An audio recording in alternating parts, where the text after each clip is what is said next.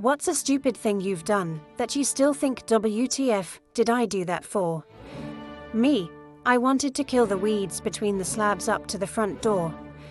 No ducking. One told me that they were going to crumble and dissolve if I used neat bleach. What an idiot. Have you anything stupid to make me laugh on this cold evening? P.S. Don't use bleach on certain slabs. Certainly not neat. Stood on a stool to lift Christmas presents, freshly wrapped, onto the top of my wardrobe. As I stood on it, the stool wobbled, so I stepped off. Despite that, and knowing it is a really wobbly stool, I again stood on it and then flipped of it and broke my wrist. Why didn't I just use another stool? I literally stepped off and back on again, because it had wobbled. I tripped on a high concrete curb, and I actually told myself not to put my hands out as I fell, because once I broke my wrist and it was painful. So I just went down like a sack of spuds. I broke 2 ribs. I can tell you that is hugely more painful than a broken wrist, and I probably wouldn't have broken my wrist anyway. I'd have just broken my full blush. The first thing the person who helped me said was, "Why the hell didn't you put your hands out?" I once got on an escalator, got a third of the way up and realized what I wanted was on the floor I was leaving, so I turned around and jumped off. It was a bizarre impulse. Fortunately, I landed on my feet on the footplate, though I was wearing heels and there was no one behind me. I couldn't quite believe I'd done it. Was very embarrassed. I was making a fancy curry from scratch and was grinding all the spices, including chili, mustard seeds, etc., in a pestle and mortar. I tipped the contents into the pan and noticed there was a fair bit of residue left in the pot. So I blew into it. The remaining spice dust thus ended up in my eyes. Probably top of my list of stupid things to have done. Thought I'd blinded myself. It was agony and my entire face swelled up. Stapled my finger to see if it hurt. This was a few years ago, and I still think WTAF. I was on a site, a forum-type place with occasional meetups in my area. I had seen this man there and we had talked anyway. He messaged me and we started chatting. I made it very clear I was only after friendship. I knew he was older, but not how old. He asked to meet up.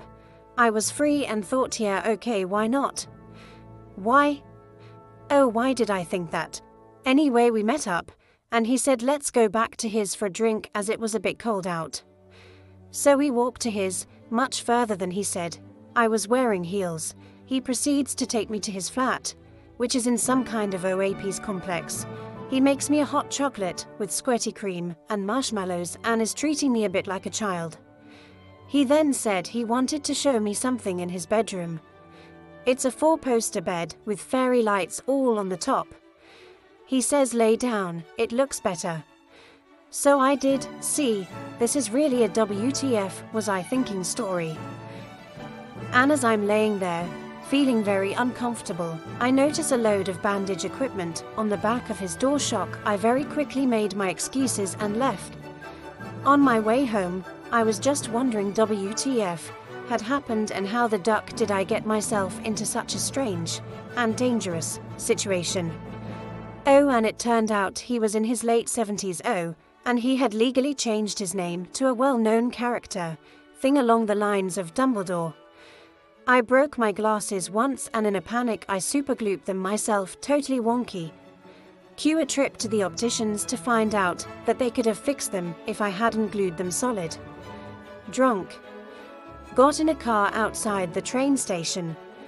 Told the driver to take me home, about 7 miles away. Driver insisted that he wasn't a taxi driver. I insisted that he was. He drove me home.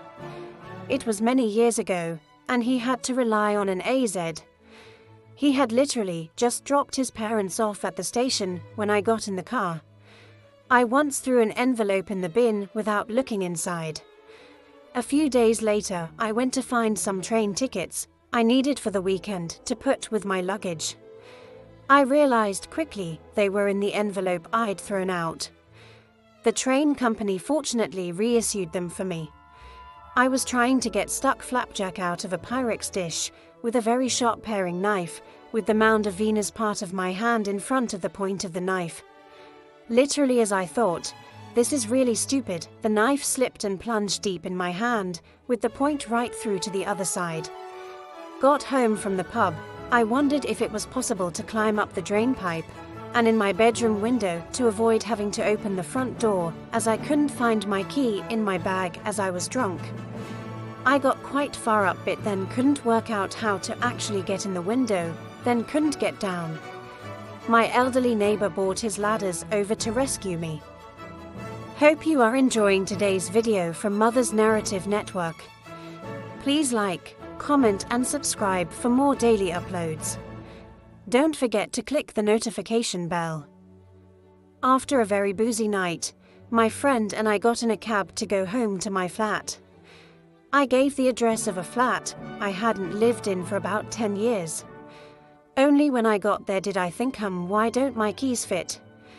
My friend had stayed at my flat loads of times and didn't question it either. 8 months pregnant and the size of a blue whale, I was painting my daughter's bedroom. She had a stool that was known for being a bit wobbly and best not to sit on it, but she really wanted to keep it as it had been given to her by my aunt. I really needed to reach the bit above her door, so I stood on the bloody stool to reach. Of course it broke under my weight. It was dodgy.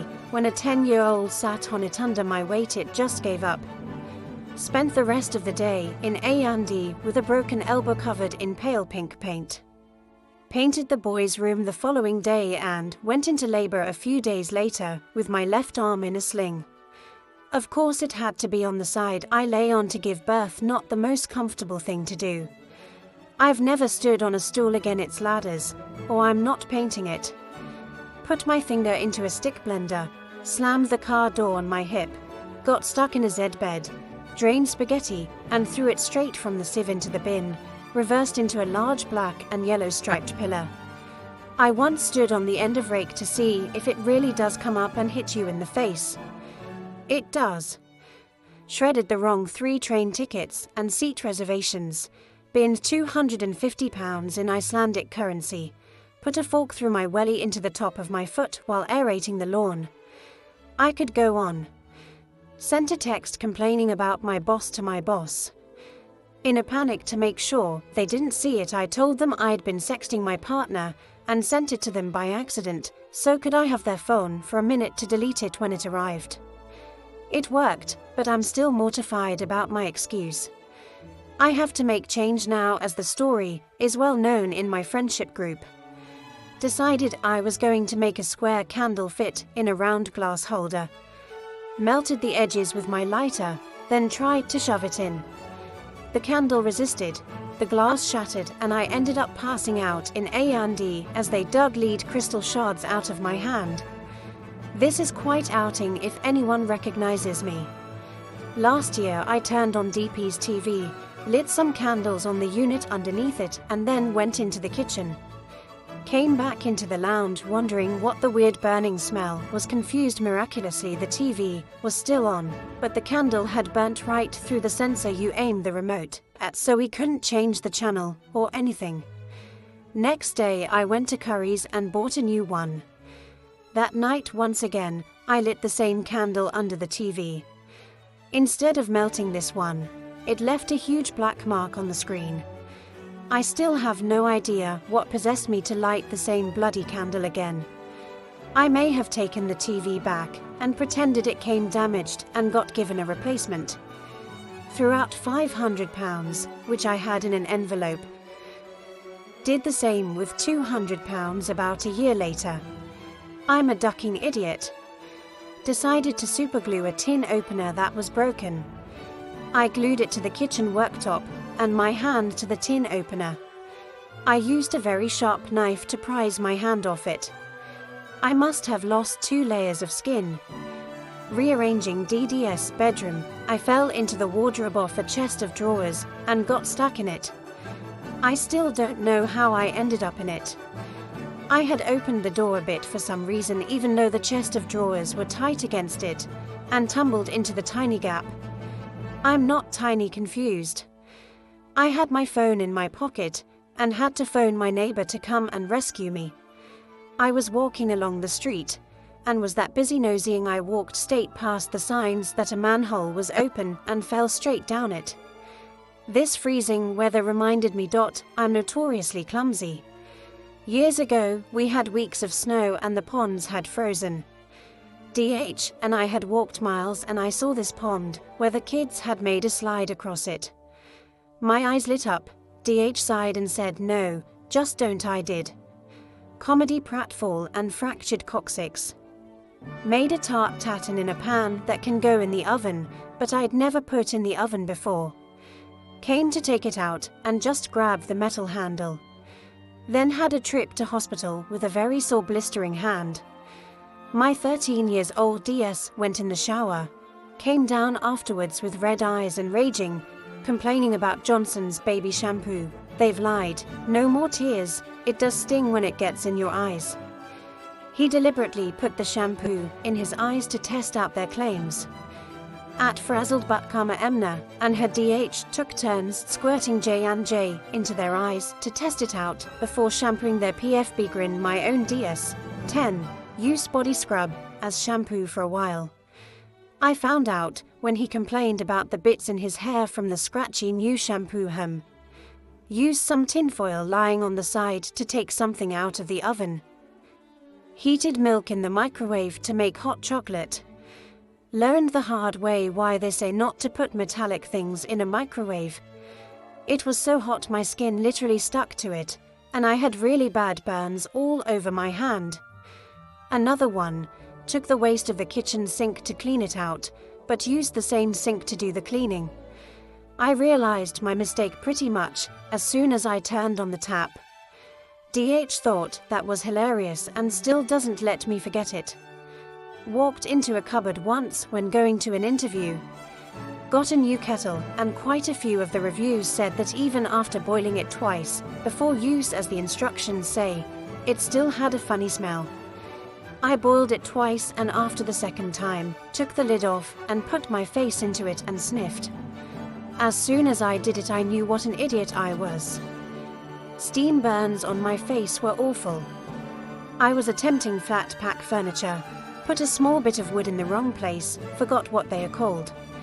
I needed to remove it to put a screw in, so decided to use a knife.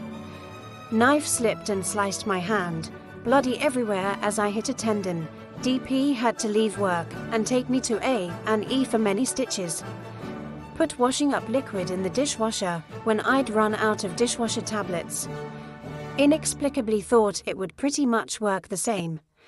Even though as a teen I'd seen what happens when you put washing up liquid in a town center fountain plenty of times.